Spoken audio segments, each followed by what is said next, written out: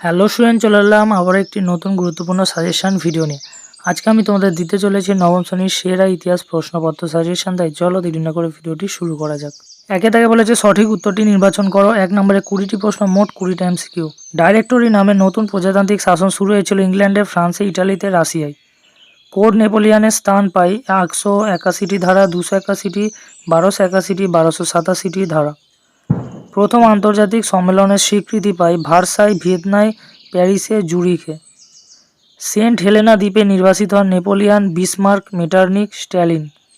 কত বছর সোভিয়েতে Russian Romanov বংশের রাজারা শাসন করেন? 150, 200, 250, 300। কোন রুশ জার আধুনিক রাশিয়ার জনক নামে পরিচিত? চতুর্থ Ivan, Mikhail Romanov, Peter the Great, দ্বিতীয় ক্যাথারিন। বলশেভিক বিপ্লব নামে পরিচিত নিথিলিস্ট আন্দোলন, নার্দনিক আন্দোলন, 1905 খ্রিস্টাব্দের বিপ্লব, 1917 খ্রিস্টাব্দের বিপ্লব। রুশ পার্লামেন্ট ডুমার প্রথম অধিবেশনে বসে 1905 খ্রিস্টাব্দে, 1906 খ্রিস্টাব্দে, 1907 খ্রিস্টাব্দে, 1908 খ্রিস্টাব্দে। রাশিয়ার প্রজাতান্ত্রিক বিপ্লব সম্পন্ন হয় নভেম্বর মাসে, সেপ্টেম্বর মাসে, জুলাই মাসে, মার্চ মাসে। 14 দফা শর্ত ঘোষণা করেন উইড্রো উইলসন, দ্বিতীয় উইলসন, লেনিন, লয়েড জর্জ। ইটালিকে আক্রমণকারী বলে ঘোষণা করেন আবিসিনিয়া, জাতিসংঘ, জাতিপুঞ্জ, ইংল্যান্ড। ভার্সাই চুক্তির মোট ধারা ছিল 420টি, 430টি, 440টি, 450টি। কত খ্রিস্টাব্দে প্যারিস শান্তি সম্মেলন করেছিল? 1916, 1919, 1922, 1925 খ্রিস্টাব্দে। পোলিশ করিডর অবস্থিত ছিল রোমে, টোকিওতে, প্যারিসে, বার্লিনে। মার্কিন নৌঘাঁটি অবস্থিত ছিল পার্ল হারবারে, সিঙ্গাপুরে, ইন্দোচীনে, চীনে। জাতিসংঘ বা লিগ অব নেশনস এর মুখ্য অঙ্গ 3টি, 5টি, 4টি, 8টি। সম্মিলিত জাতিপুঞ্জের সাধারণ সভা বর্তমানে কটি সদস্য রাষ্ট্র নিয়ে গঠিত? 125টি, 193টি, 225টি, 295টি। রাষ্ট্রসংঘ বা ইউনাইটেড নেশনস এর মুখ্য অঙ্গ 4টি, 5টি, 6টি, 7টি। জাতিসংঘ প্রতিষ্ঠায় সর্বাধিক গুরুত্বপূর্ণ ভূমিকা নেন Lenin, Churchill, Roosevelt, Woodrow Wilson. জাতিসংঘের আন্তর্জাতিক বিচারালয়ের প্রধান কার্যাবলী অবস্থিত বার্লিনে, লন্ডনে, প্যারিসে, হেগে। দুয়েদা বলেছে বিভাগ থেকে অন্তত একটি করে মোট 16টি প্রশ্নের উত্তর দাও। 1 নম্বরে 16টি প্রশ্ন, মোট 16 নম্বর।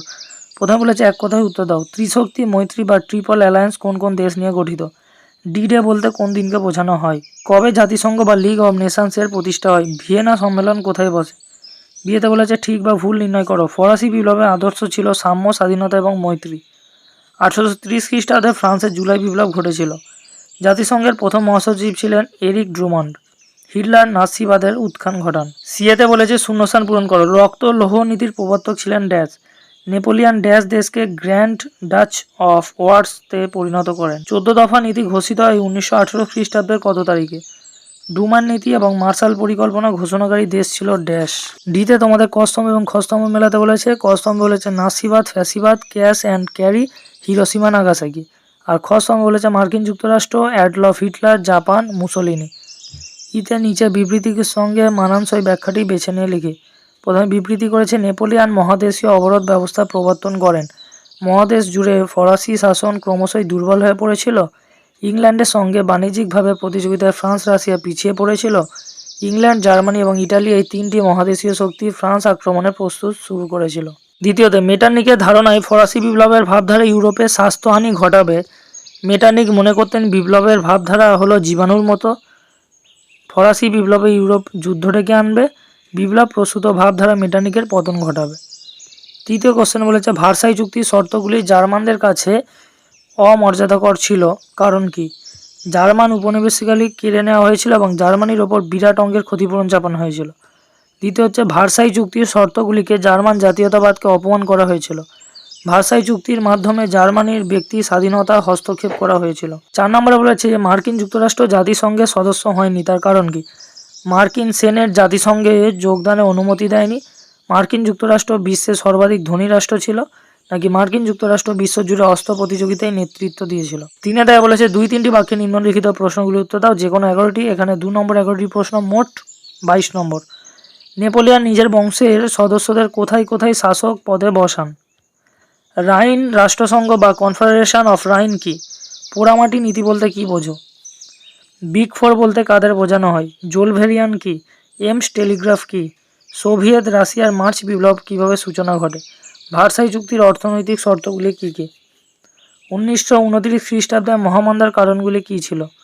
রোম, বার্লিন, টোকিওতে অক্ষজোট কেন গড়ে উঠেছিল? শ্বেত অভিযান কি? ল্যান্ড লিজ আইন কি? পার্ল হারবার ঘটনাটি কি?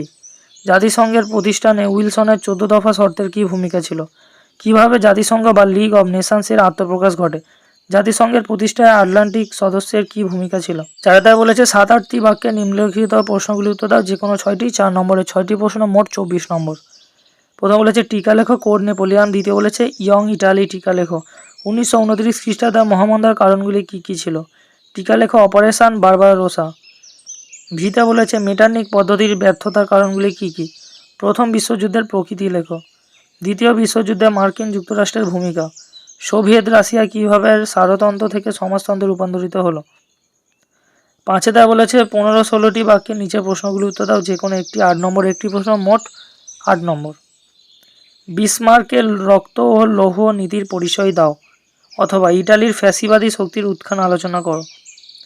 3 নম্বর বলেছে বিশ্ব ইতিহাসে দ্বিতীয় বিশ্বযুদ্ধ মার্কিন যুক্তরাষ্ট্রের কী ভূমিকা ছিল? দ্বিতীয় বিশ্বযুদ্ধের প্রভাব সম্পর্কে আলোচনা করো। তো এই ছিল স্টুডেন্ট তোমাদের জন্য বেস্ট কোশ্চেন সাজেশন। আশা করছি তোমার জন্য আরও কিছু ইতিহাসের প্রশ্নপত্র আনবো আগামী দিনের মধ্যে। তাই সবাই চ্যানেলটিকে ফলো করতে ভুলো না। যারা যারা চ্যানেল নতুন আছে অবশ্যই চ্যানেলটিকে সাবস্ক্রাইব করে রাখো। দেখা হচ্ছে পরের ভিডিওয়। ততক্ষণ সবাই ভালো থেকো, সুস্থ থেকো।